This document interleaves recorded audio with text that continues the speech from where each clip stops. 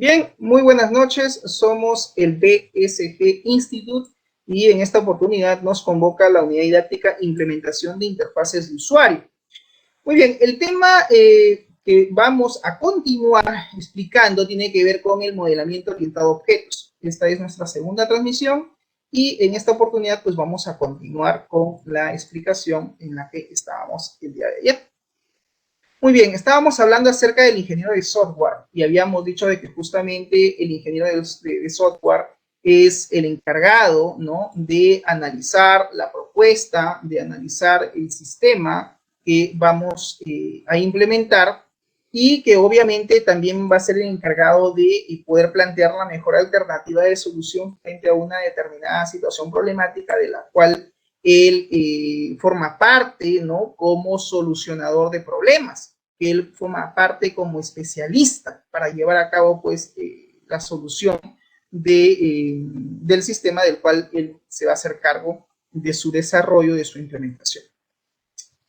Pero en este caso nos dice de que efectivamente un ingeniero de software puede tener distintos puntos de vista con respecto a un proyecto de software. Es decir, un ingeniero de software es una persona que, si bien es cierto, es un solucionador de problemas, claro que sí, pero cuando hablamos de ingeniero de software, pues también hablamos de que cada persona, cada especialista tiene lo que se llama un Weltanschauung, un punto de vista, ¿no? Y aquí tenemos básicamente varias imágenes donde obviamente pues, como se dice, nos da un poco a entender los puntos de vista que puede tener tanto el líder del proyecto, tanto el usuario, tanto el diseñador del sistema, el programador, etc. Entonces, aquí, por ejemplo, tenemos la solicitud del usuario, ¿no? Acá el usuario, pues existe un árbol, ¿no? Aquí hay una especie de columpio, por así decirlo, ¿no? Y pues el usuario es lo que necesita, es básicamente esto, que se le entregue esto. En la segunda imagen, en el segundo cuadrante, vemos lo que entendió el líder del proyecto, ¿no? El líder del proyecto, por ejemplo, como no ha captado bien de repente los requisitos o las necesidades del usuario, no se ha puesto a revisar, a validar cuáles son estos requerimientos. Lo que hace es plantea la solución de esta manera, ¿no? Está el árbol y dice, ok, me han pedido un columpio, ¿no? Ok, entonces amarra, entonces tenemos el árbol y el columpio está ahí. Pero claro, obviamente esto no es funcional, ¿no? Esto no va a ser nada funcional porque obviamente no, el árbol va a ser el obstáculo para que el columpio se balancee, ¿no? Entonces tenemos un segundo punto de vista, ¿no? Un segundo punto de vista por parte del líder del proyecto. En el tercer cuadrante, en la tercera imagen, tenemos básicamente el diseño del analista del sistema, ¿no? Entonces es otro punto de vista. Obviamente la imagen es capciosa, ¿no? Se ha puesto de esta manera y dice, bueno, ¿es un columpio? Ok, ¿qué me explicó el líder? Bueno, que hay que poner un columpio, está aquí el árbol, ok, perfecto. Pero el columpio se tiene que balancear. Entonces, ¿qué hace el diseñador no? El diseño del analista del sistema? O sea, el analista del sistema, ¿qué cosa logra entender? Pues bueno, cortamos el árbol, lo amarramos y listo. Y ya está, y el columpio se balancea. Claro, eso tampoco es funcional, ¿no?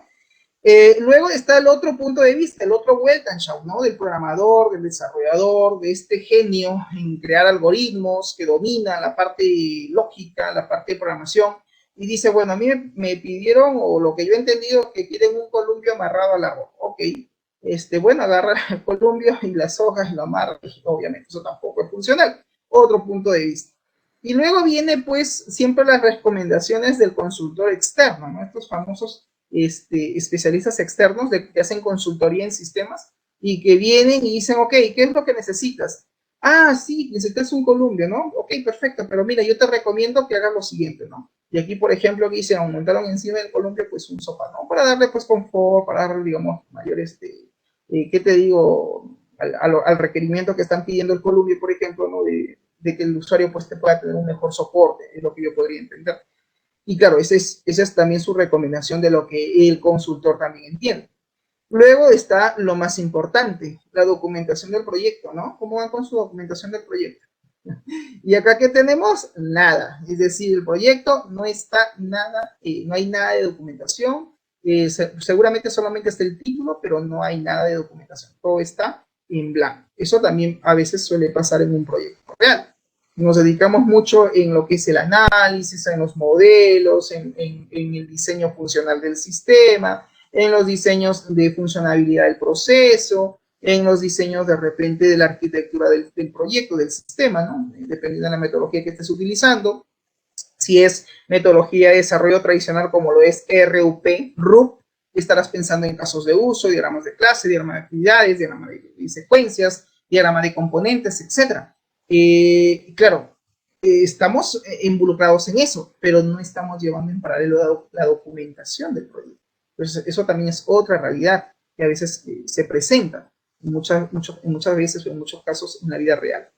Y luego está la implantación en producción, ¿no? Cuando ya ha pasado pues, el análisis de requerimientos, ya se está planteando el diseño, se están haciendo los modelos, etcétera. Ya el programador empieza a desarrollar, a codificar, a crear los algoritmos, ¿no? Y luego pues está la fase ya de implementación o de implantación, ¿no? O fase de producción que se le llama, y donde de repente todavía esto no está pero ni el 50%, ¿no? Recién están iniciando en un 10, 15%. A eso más o menos hace referencia a la imagen, ¿no? Y claro, de una forma de caricatura, ¿no? Han puesto ahí la soga como quien dice, sí, solamente está la soga amarrada, no hay nada más de lo que se ha pedido, ¿no?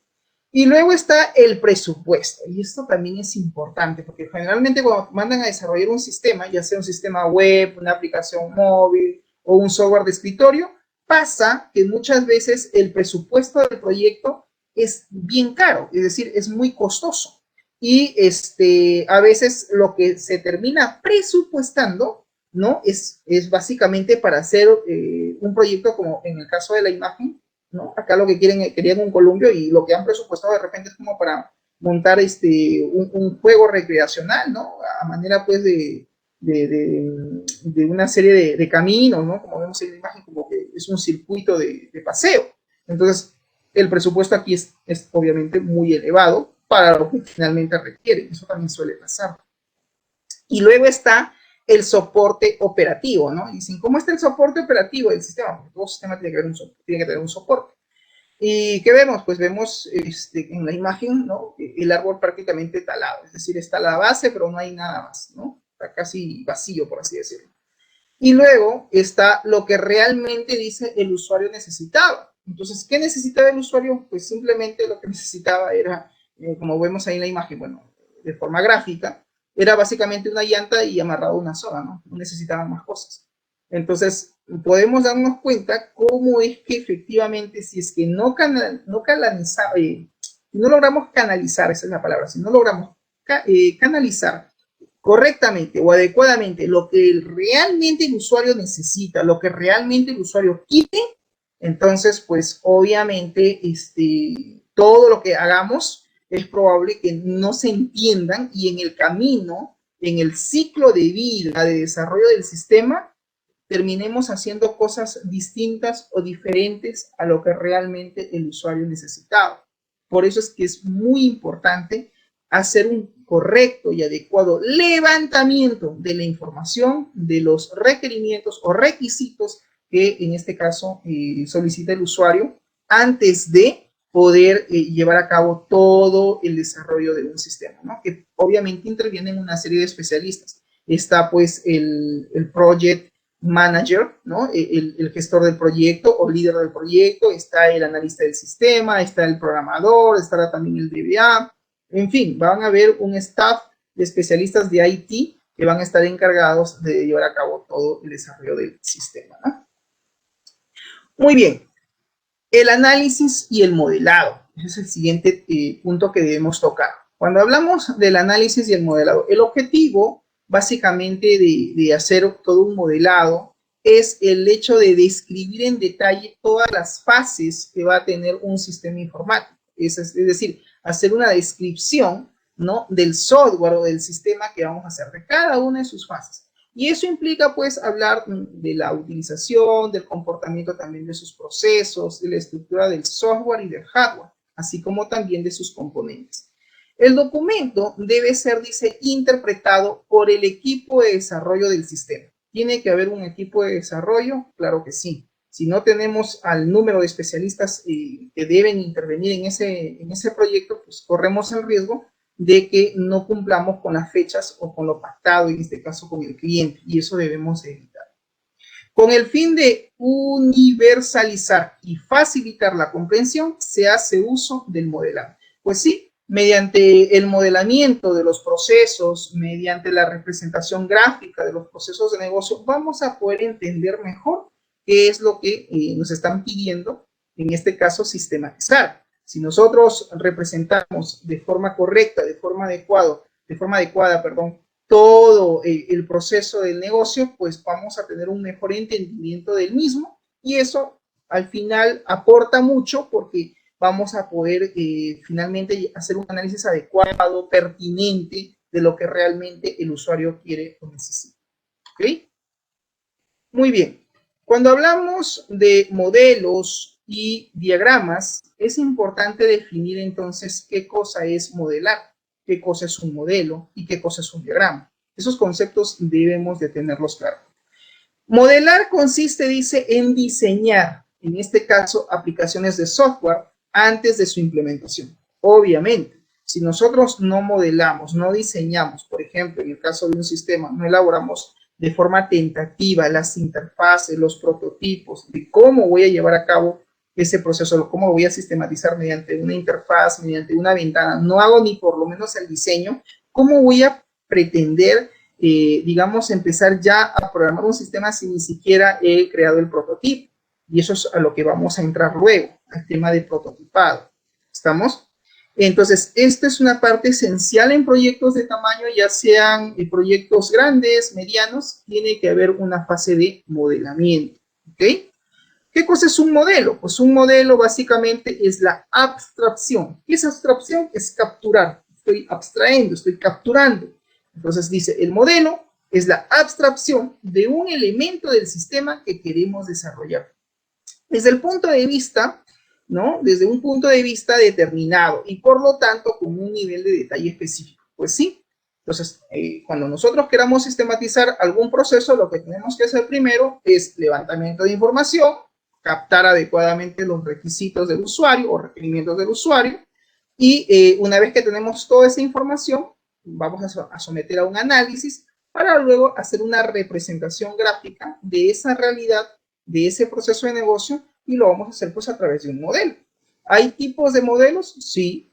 Por ejemplo, en base de datos, ¿no? Nosotros elaboramos lo que se llama el modelo de entidad-relación, el famoso MER, ¿no? Y luego hacemos ya después del modelo de entidad-relación, hacemos el DER, por ejemplo, ¿no? El diagrama de entidad-relación.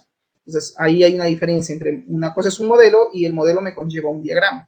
En el caso, por ejemplo, de business process, procesos de negocio, lo que hacemos es un modelo, ¿no? Una representación del proceso, y para eso utilizamos, pues, por ejemplo, la herramienta de software Visage, y ahí hacemos la representación del proceso, ¿no? Bien, un diagrama consiste, dice, en una representación gráfica de una colección de modelos para representar una parte específica del sistema. Y en este caso se puede representar a manera de grafos, ¿no? Entonces, esto es clave porque obviamente si vamos a hacer un sistema de información tenemos que tener claro estos conceptos. El tema del modelamiento, el tema de qué cosa es un modelo y qué cosa es un diagrama. Bien, cuando hablamos de modelos y diagramas, se dice que para poder llevar a cabo pues el proceso de desarrollo de un sistema, de un software, se debe ofrecer un conjunto de modelos que permitan expresar el producto desde cada una de las perspectivas de interés. Aquí, por ejemplo, tenemos el modelo del negocio, ¿no? Acá tenemos la casuística, el modelo de negocio, es decir, aquí podemos elaborar un modelo en Visage, ¿cierto? Modelamos, profesor, el flujograma de todo el proceso de negocio. ¿Okay? Eso es lo primero que debo de hacer para poder entender cómo funciona el negocio, quiénes interactúan, quiénes son los stakeholders, qué tareas son las que se ejecutan, o las que se realizan dentro de ese proceso. Y luego debemos de hacer ya el modelamiento del sistema. Es decir, y aquí hacemos ya el modelamiento de cómo va a funcionar este sistema de información. Y aquí pues habrá que utilizar lo que yo les decía el día de ayer, una metodología de desarrollo de software. En este caso estamos hablando del modelamiento de objetos, Entonces estamos hablando de la metodología RUP. Y aquí, pues, dentro de lo que es el sistema que se deberá de implementar, tenemos que hacer, pues, por ejemplo, modelos como son los casos de uso, ¿no? El diagrama de clases, etcétera. Una serie de diagramas que conforman lo que es el modelamiento del sistema. Todo esto nos va a conllevar finalmente a poder implementar, a poder desarrollar e implementar el sistema de software, el sistema computacional. Ya sea, por ejemplo, un software de escritorio, si nos han pedido una aplicación móvil o nos han pedido una aplicación web. Entonces, eso es nuestro producto final que vamos a entregar finalmente al cliente. Entonces, si nos damos cuenta, pues son varias fases las que tenemos que llevar a cabo. Nosotros hemos empezado por esto, ¿no? Explicando un poquito acerca del modelamiento del negocio. Hemos ido desde la primera clase con lo que era el análisis, los requerimientos, el análisis empresarial, etcétera. Y luego, pues, estamos viendo ya lo que es el modelamiento del sistema, ¿no? Cada modelo, dice, es completo desde el punto de vista del usuario al que va dirigido. Pues sí, obviamente, en cada modelo nosotros debemos de representar justamente cada una de las interacciones, ya sea de tareas, en el caso de un proceso de negocio, o en el caso del sistema, pues los objetos que van a conformar dicho sistema, hasta llegar a su fase de desarrollo e implementación. Muy bien, con el modelado del sistema podemos entonces definir todos sus requisitos de forma totalmente a su implementación. Esto permite, dice, tener una visión global del sistema antes de iniciar su desarrollo, lo que va a implicar, pues, tener unos requisitos bien definidos, bien estructurados, y lo que buscamos es básicamente reducir los problemas en el proceso de implementación. También nos va a permitir, a través del modelamiento, tener una visión global del sistema en una primera fase, ¿no?, de lo que vendría a ser su desarrollo. Para poder modelar un sistema y conducir el proceso de desarrollo, dice, es necesario el uso de una solución de software. Pues sí, porque básicamente para poder nosotros hacer nuestro modelamiento, ya sea del proceso de negocio o el modelamiento de nuestro sistema, pues tenemos que tener una herramienta de software, tenemos que utilizar un programa que nos permita, pues, hacer esa representación gráfica. Profesor, pregunto, ¿qué pasaría si de repente por ahora no tengo la herramienta de software? ¿Cómo hago el modelamiento? Pues bueno, puedes recurrir al proceso manual, ¿no? Es, digamos, en papel y lápiz. Agarramos una hojita, una hoja bond, y empezamos con nuestro lapicero, con nuestro lápiz, a representar, en este caso, el modelo que queramos plasmar para poder representar el proceso de negocio al cual va a ser caso a sistematizar, ¿no? Quizás en un primer momento lo podemos hacer de esa manera, hasta tener, pues, la herramienta del software apropiado y poder finalmente representarlo en un programa, que es lo ideal. Muy bien, siguiente. Ok, luego nos toca hablar acerca de UML. UML es básicamente el lenguaje de modelamiento unificado, ¿no? Sus siglas significan Unified Modeling Language, lenguaje de modelamiento unificado. Y este lenguaje tiene como propósito básicamente ayudar, dice, a especificar, a visualizar y a documentar modelos del sistema de software. Estos deben estar incluidos, ¿no?, a través de un diseño, ¿no?, donde vamos a tener que plasmar, ¿no?, cada uno de los requerimientos según el caso que queramos nosotros sistematizarlos, ¿no? El objetivo principal de UML es básicamente estandarizar el modelo, ¿no?, del sistema de software que en este caso queramos implementar.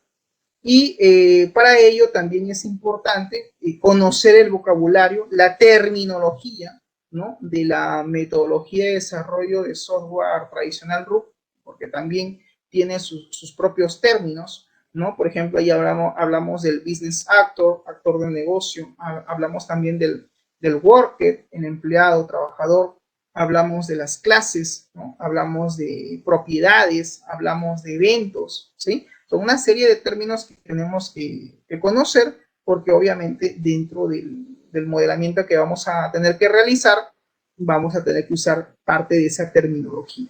¿Ok? ¿Para qué? Para poder, pues, representar, para poder construir los modelos, ya sean físicos o conceptuales, del sistema que queramos desarrollar. UML dice permite representar varios modelos, combinando notaciones específicas en cada uno de esos modelos. El 80% de los problemas pueden modelarse usando alrededor de un 20% de lo que es el lenguaje de modelamiento unificado, ¿no? Esto del autor Grady Bosch, que es básicamente lo que él manifiesta, ¿no? De que efectivamente podemos nosotros modelar y representar casi más del 50%, dice, de problemas a través de este lenguaje de modelamiento. Muy bien, la historia de UML, pues UML nace alrededor de los años 1995, ¿no? Con la versión 0.8, y a lo largo del tiempo, ¿no? Ha ido evolucionando y se han ido presentando diferentes versiones. Como metodología de desarrollo de software, obviamente han aparecido en el mercado algunas herramientas de software donde tú puedes hacer este tipo de diagramas propios de esta metodología, como por ejemplo el primero de ellos, el pionero, por así decirlo, es Rational Rose, ¿no? Rational Rose es el primer software donde uno desarrolla, puede construir este tipo de modelos y de diagramas. Luego han aparecido otros programas, ¿no? Otros softwares, como por ejemplo Modelio, o incluso StarUML, que es muy parecido al StarUML al Rational, ¿no? En cuanto a su interfaz y en cuanto a sus herramientas propias de dicho programa que permiten representar cada uno de los diagramas que se trabajan o se manejan en esta metodología de desarrollo de software tradicional, como lo es RUP, que a su vez utiliza el lenguaje UML, ¿no? El lenguaje de modelamiento unificado. Bueno, aquí es un poquito de historia, ¿no? Cómo han ido avanzando las diferentes versiones. Bien, ¿cuáles son los elementos de UML? Cuando hablamos de los elementos de UML, pues existen distintos tipos de elementos. Estos elementos son elementos estructurales, existen elementos de comportamiento, existen elementos de agrupación y elementos de anotación.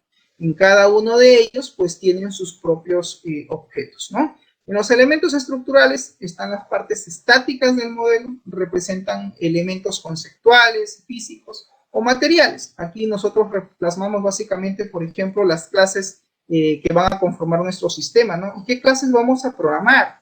Entonces ahí dicen, no, mira, tienes que tener la clase clientes, tienes que tener la clase empleado, tienes que tener la clase pedido, la clase factura. Profesor, una pregunta, ¿una clase qué es? Un objeto. Acuérdate cuando tú programabas en Java, ¿no? Decías public class, o quizás de repente en el lenguaje C#, ¿no? Dice public class cliente. Ah, profesor, voy a crear la clase cliente, ¿verdad? Sí. Ah, profesor, tengo que crear también sus propiedades, el famoso properties, ¿no? Y que tengo que crear sus métodos, ¿no? El get, el set, sí, pues es la estructura de la clase. Entonces, lo que tú terminas finalmente programando, ese es un objeto.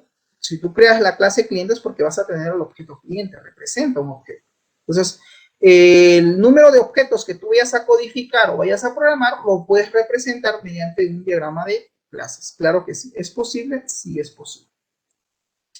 Aquí tenemos un ejemplo, ¿no? De una clase. Esta es la clase reserva, ¿no? La clase reserva tiene su nombre. Tenemos los atributos. Los atributos vendrían a ser, ¿qué cosa, profesor? Desde el punto de vista de programación. Las propiedades, los properties, ¿no? Estas propiedades serían, en este caso, para este ejemplo, fecha de inicio, ¿no? Por ejemplo, está la propiedad días, o atributo días, número de días, el atributo cliente, y lo que vemos en este ejemplo, que dicho sea de paso, la clase reserva tiene tres elementos, ¿no? El nombre, los atributos y operaciones. Profesor, ¿qué son las operaciones? Desde el punto de vista de programación, una operación viene a ser básicamente un evento. Las operaciones se les llaman operaciones, se les llaman también métodos o eventos, ¿no? Aquí, por ejemplo, en la clase reserva se tendrá pues el método o el evento imprimir, reservar, ¿no? Profesor, ¿podríamos tener el método guardar? Sí, también guardar, imprimir, buscar, reservar.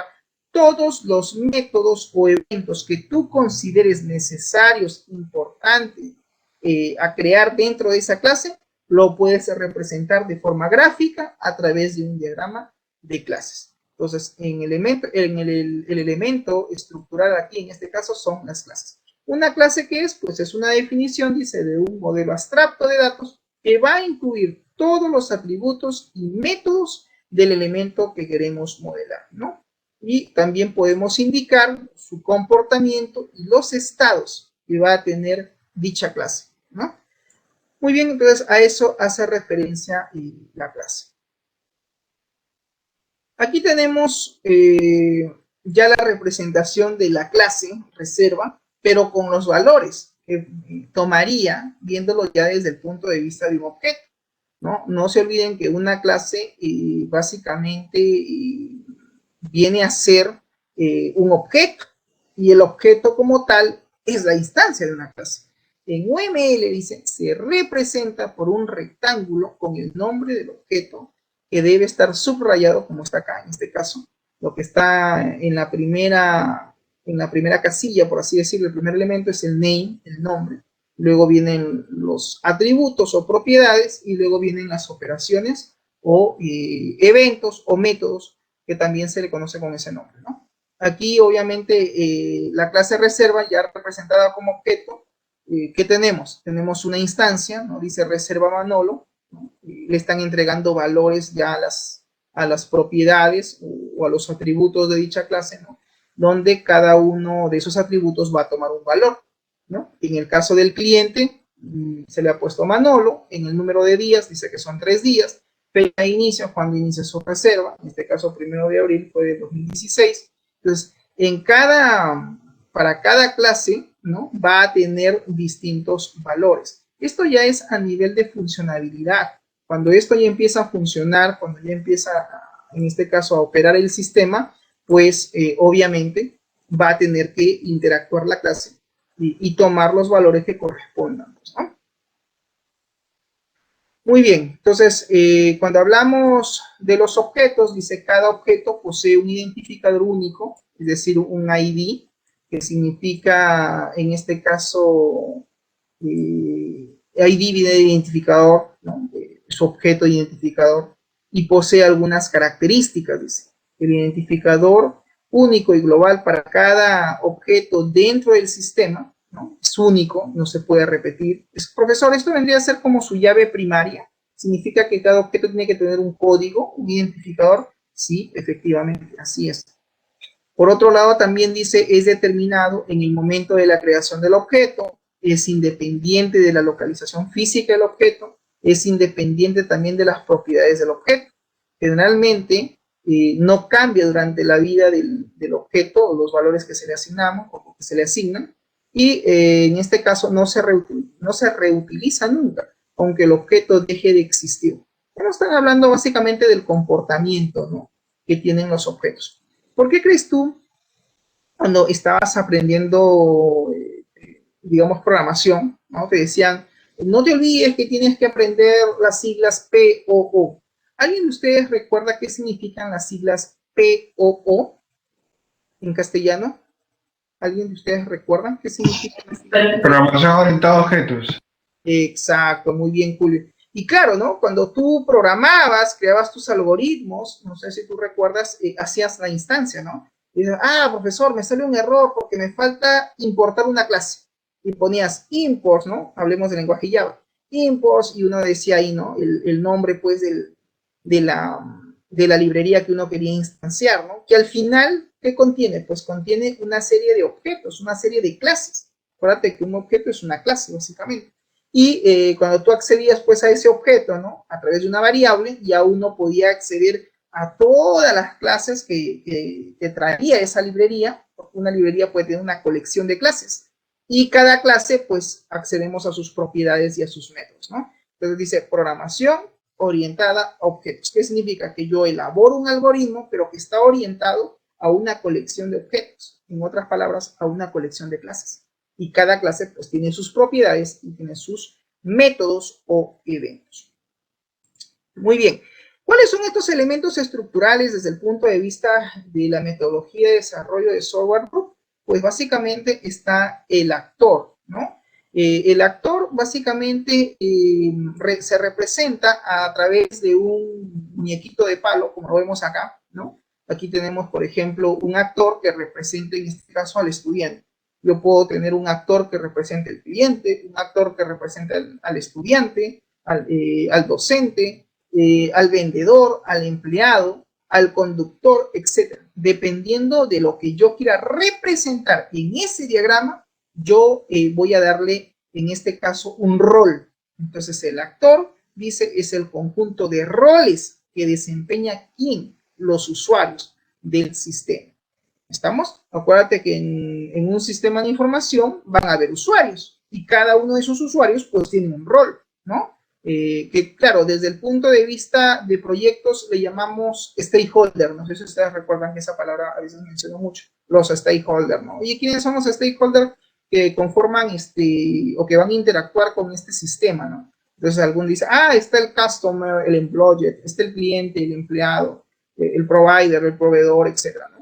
Entonces, cada uno de esos actores tenemos que identificarlos, ¿ya? Entonces, que quede claro, ¿qué es un actor? El actor básicamente son los usuarios que van a utilizar dicho sistema, los usuarios del sistema, y cada uno de ellos pues tiene un papel, tiene un rol. Un actor no tiene por qué ser, no tiene por qué ser humano, no necesariamente, ya que puede representar también mediante un actor, es decir, mediante este icono, también podemos representar a otro sistema o a otro proceso de interacción. Esto va a depender básicamente de lo que queramos nosotros representar en nuestro modelo, ¿ya? O en nuestro diagrama que queramos construir. Generalmente, cuando queremos representar un diagrama de caso de uso, dicho sea de paso, ustedes ya han llevado la metodología de desarrollo de software tradicional RUP, existen básicamente dos tipos, ¿no?, de diagramas. A ver, voy a escribir en el chat y me dicen qué significa cada una de esas siglas. ¿Qué significa DECUM y qué significa DECUS? ¿Alguien me puede decir, Diana, Julio, qué significa DECUM y qué significa DECUS? Esas siglas se utilizan mucho cuando hacemos o cuando utilizamos, en este caso, la metodología RUP. ¿Alguien tiene la respuesta? ¿Qué significan las siglas DCUN? Diagrama de caso. ¿Sí? ¿No? Diagrama de caso. Ya les ayudo con la primera. Diagrama de caso de uso del negocio. Eso significa DCUM, diagrama de caso de uso del negocio. Y DCUS significa diagrama de caso de uso del sistema. Entonces Diana se pondrá a pensar y dirá, profesor, ¿diagrama de caso de uso del negocio? Sí, Diana. ¿Qué significa, profesor? Que yo no solamente puedo modelar el proceso de negocio en Visagi, no solamente lo puedo hacer mediante el Business Process Model Notation, desde la notación del modelamiento del proceso de negocios. Sí, en realidad no solamente lo puedes hacer mediante BPM o en este caso también lo puedes hacer mediante el lenguaje de modelamiento unificado. Desde el punto de vista, en este caso, de la metodología RUP, tú puedes representar un proceso de negocio tranquilamente a través de un DCUM. De ahí vienen las siglas diagrama de caso de uso de negocio. Profesor, ¿y qué colocaría yo ahí en ese DCUM? Los actores. ¿Quiénes intervienen, Diana, en el proceso de ventas? Entonces, Diana, mira, profesor, el cliente y el vendedor. Ok, entonces tú tendrás acá, ¿no? En un actor que diga cliente y otro actor que diga vendedor. Y lo que tú vas a representar en un caso de uso, conocido como use case, ¿no? Por ejemplo, acá tenemos un caso de uso, si ustedes pueden observar, que dice realizar pedido. Siempre se representa como acción, ¿no? Como un verbo, realizar, dice, ¿no? Realizar pedido, por decir, ¿no? Realizar facturación, registrar matrícula, ¿sí? O sea, básicamente es el proceso que queremos representar. ¿Cómo estás, Pascual? Buenas noches. Entonces, a eso se refiere cuando hablamos de caso de uso. Entonces, profesor, yo puedo representar mediante RUP un proceso de negocio. Sí, claro que sí. No necesariamente lo puede hacer a través de la herramienta Visagi, también puede hacerlo en StarUML, ¿no? A través de un caso de uso del negocio, tú puedes representar el proceso que tú quieres, en este caso, graficar, del cual va a ser producto de análisis y de automatización o de mejoramiento, ¿no? Entonces, a eso se refiere esta parte, ¿no? Dice, los casos de uso, ¿no? Es una descripción de un conjunto, dice, de secuencias, ¿estamos? De acciones que el sistema ejecuta y producen un resultado observable para un actor. Representa básicamente una funcionalidad, perdón, del sistema. Profesor, una pregunta. Entonces, mediante los diagramas de caso de uso, por lo que puedo yo entender es que existen dos tipos de diagramas de caso de uso. La respuesta es sí, existen dos. Diagramas de caso de uso, repito, del negocio, los famosos de Kuhn, y está los diagramas de caso de uso del sistema. Es decir, el sistema también puede ser representado a través de un diagrama de caso de uso. ¿Ok? Que quede claro esa parte. Otros elementos estructurales están los nodos, ¿no? ¿Qué cosa es un nodo?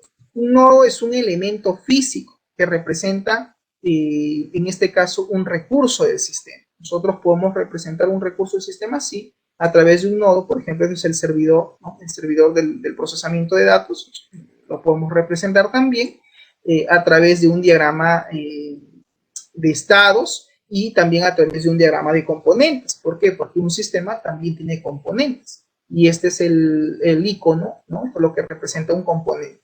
El componente, dice, es el elemento estructural del software del sistema que representa una parte autónoma del mismo. Básicamente debe empaquetar, dice, un conjunto de funcionalidades o datos que deben ser utilizados en la implementación. Aquí nosotros podemos considerar ficheros, podemos considerar como componente un fichero, una tabla, una librería, etc.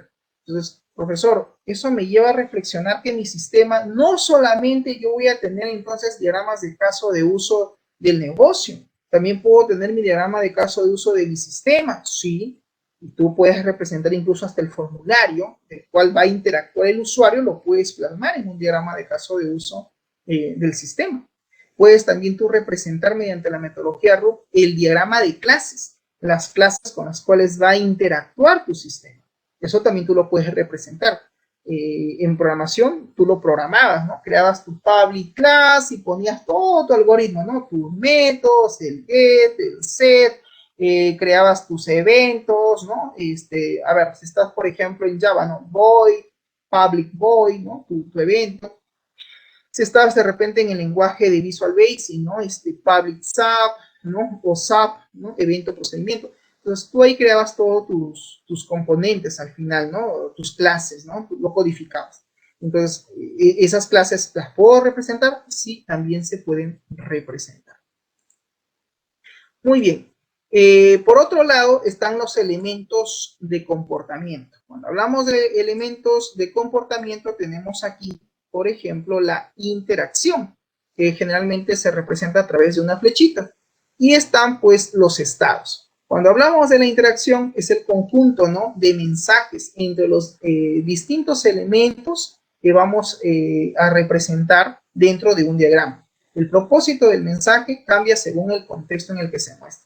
Pues sí, cuando tú elaborabas, si ustedes recuerdan, un diagrama de caso de uso, por ejemplo, utilizaban unas flechitas, ¿no? Para indicar, ¿qué cosa? La interacción entre el actor y el use case y el caso de uso, ¿correcto?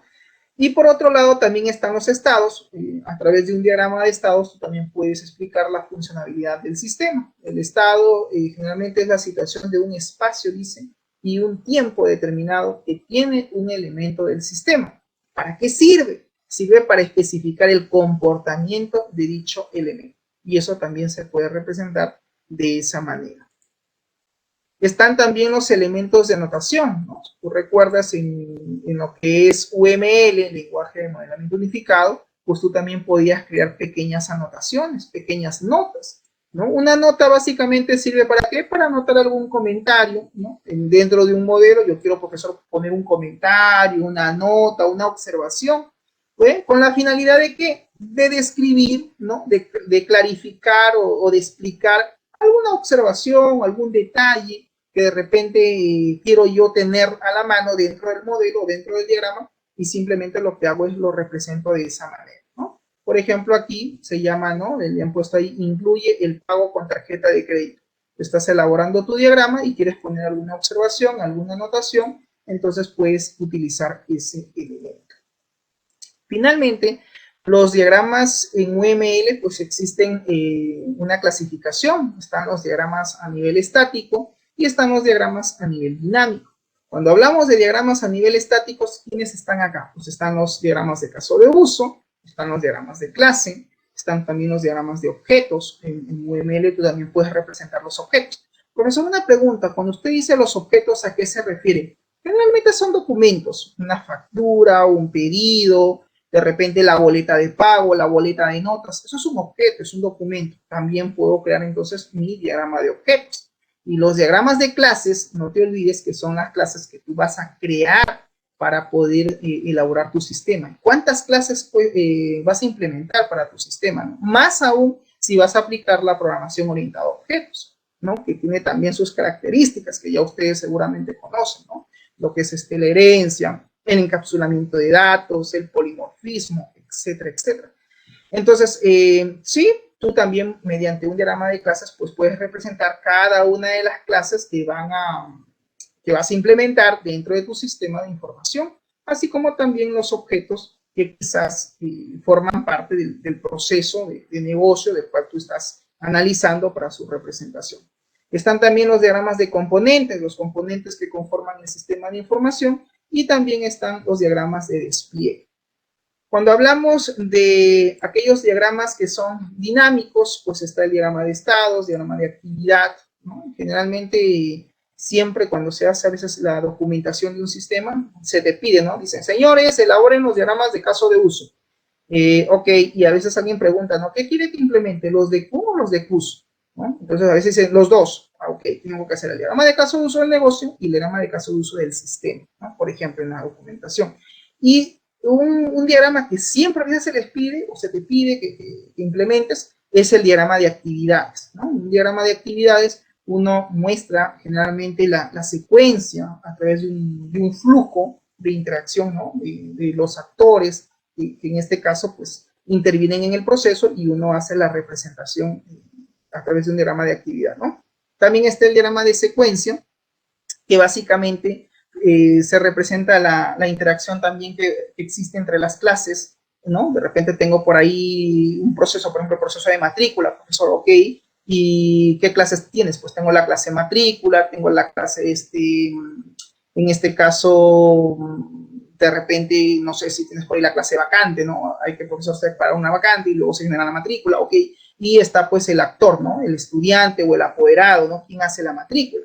Esto también va a depender del proceso de negocio que yo quiera representar, ¿no? No es lo mismo representar un proceso de matrícula de un colegio al proceso de matrícula para un instituto o para una universidad, porque obviamente son procesos distintos, ¿no? En el caso del colegio, generalmente quien matricula es el apoderado, porque el estudiante es menor de edad. Pero cuando estamos hablando de un proceso de matrícula, como es un instituto o una universidad, pues generalmente lo hace el propio estudiante porque ya es mayor de edad. Entonces, ese hecho, ese detalle, que a veces lo obviamos, influye mucho en el modelamiento. Influye mucho cuando uno está representando el diagrama, ¿no? El prototipo, ¿no? de la representación que uno quiere hacer. Y pues el diagrama de secuencia también permite, digamos, representar cuál va a ser la secuencia de comportamiento, ¿no? Del proceso que queramos representar. El diagrama de colaboración sale automáticamente. Cuando tú elaboras el diagrama de secuencia, pues se genera de forma automática el diagrama de colaboración. Esto era posible en Rational Rose.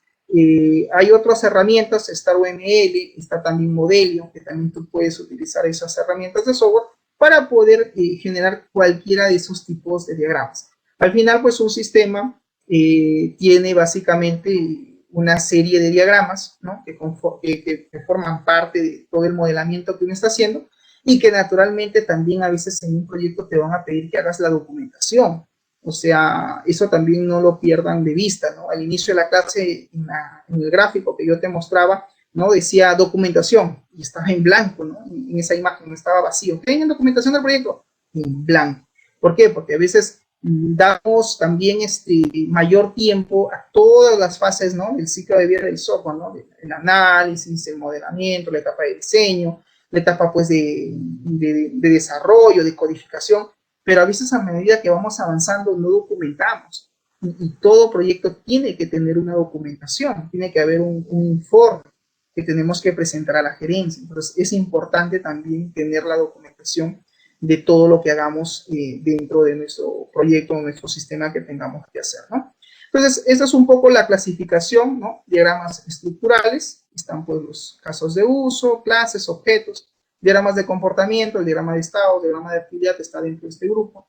Los diagramas de interacción, pues es el diagrama de secuencia, el diagrama de colaboración, y está pues los diagramas de implementación, ¿no?, como es el diagrama de componentes y como es también el diagrama de despliegue. Muy bien, jóvenes, ¿cómo estamos con la hora? Uy, 2 minutos. Bien, hasta aquí, ¿alguna pregunta o alguna consulta por parte de ustedes?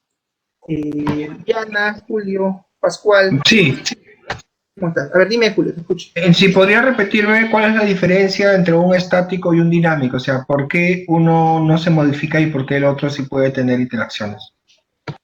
Ya, ok. Generalmente los diagramas dinámicos, uno muestra, por ejemplo, un diagrama de actividades. El diagrama de actividad, dicen, el diagrama de actividad es dinámico. ¿Por qué es dinámico? Porque muestra toda la secuencia, es decir, todo el recorrido que se va a hacer entre las distintas etapas de lo que yo estoy representando.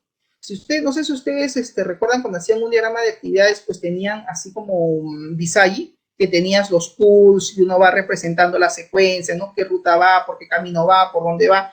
El diagrama de actividad, al igual que el diagrama de secuencia, justamente es dinámico porque va mostrando el flujograma, va mostrando pues cuál es la secuencia que va a seguir en el proceso que te estés representando. El diagrama estático, como su mismo nombre dice, es estático. Un diagrama de clases, ¿qué haces? Simplemente pones los objetos, o sea, pones las clases y dices, muy bien, esta clase se relaciona con esta clase. Ok, ¿y qué haces? El enlace. Entonces, el diagrama de clases básicamente va a contener el conjunto de clases que van a formar parte de la arquitectura de tu sistema, ¿no? Yo digo, ok, voy a tener mi clase pedido, voy a tener mi clase cliente, mi clase empleado, etcétera, pero no hay dinamismo. O sea, lo represento, lo plasmo y ahí queda. En cambio, el dinámico no, el dinámico sí tiene una secuencia. Si ustedes se recuerdan cuando hacían diagrama de secuencia, generalmente, y uno generaba el diagrama de colaboración, recuerdan Rational, te salían unos numeritos, y tú no ponías los numeritos, ¿no? El numerito te salía, ¿no? ¿Y cómo salía esa numeración? 1, 2, 3, 4, 5, y era en función a cómo uno lo había representado, ¿no? Entonces, básicamente el diagrama estático es la representación de lo que yo quiero plasmar, pero no hay mayor dinamismo. En cambio, en un diagrama, en el caso del diagrama de actividades, diagrama de secuencia, colaboración, sí hay cierto dinamismo porque pues lo represento y obviamente pues puedo modificarlo incluso, ¿no? Oye, mira, esta tarea en el diagrama de actividad, este objeto no va a ir ahí, va en otra posición, pues lo puedo mover, lo puedo en este caso, digamos, editar. Y en realidad, cada uno de ellos pues tiene una finalidad, ¿no? El diagrama de clases, ¿qué hace? Pues muestra las clases del sistema. Un diagrama de caso de uso, pues represento los casos de uso y los actores que interactúan con ese caso de uso, ¿no? Ya sea pues un business actor o un worker, ¿no? El colaborador, ¿no? Con quien básicamente interactúa el proceso, ¿ok? Vamos a ver si en la siguiente sesión hacemos un ejemplo para poder de repente recordar de cómo es que se generaba de repente este diagrama, ¿no? Así como hicimos también con lo que era Visagi, no sé si ustedes recuerdan. Ok, bien jóvenes, entonces me voy a quedar por ahora, por el día de hoy hasta aquí, estamos con la hora. Profesor Charles, buenas noches. Buenas noches, colega, ¿cómo estás? ¿Cómo está? Muy buenas noches. Bien, eso sería todo de mi parte, que tengan buenas noches. Chau, chau.